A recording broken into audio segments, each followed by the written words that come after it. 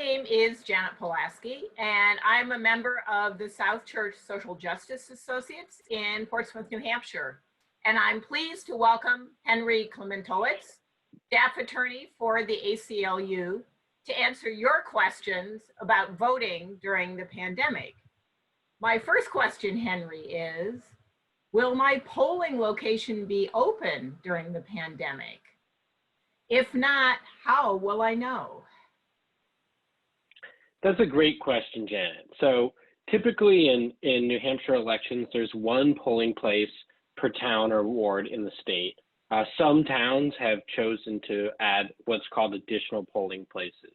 But for those living in cities or most towns in New Hampshire, the process should be pretty familiar in that there's one polling place per town or ward.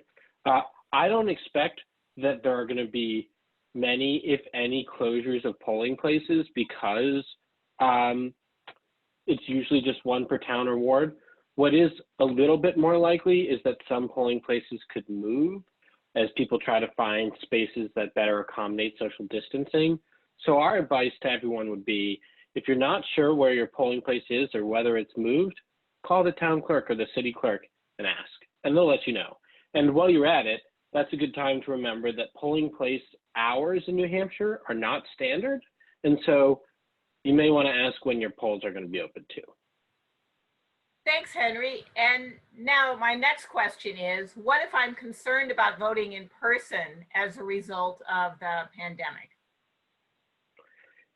That's a great question, Janet. The legislature passed a couple weeks ago, maybe last week, House Bill 1266, which codified guidance that the Secretary of State and Attorney General had issued that says that anyone who has any concern about COVID-19 is entitled to vote absentee for the September and November elections.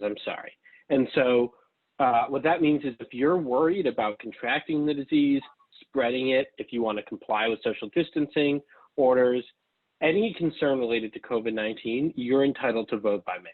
And it's important to know you don't need a doctor's note. You don't need to have been diagnosed with the disease. Just a reasonable concern about the disease is enough to entitle you to vote absentee. Thanks very much.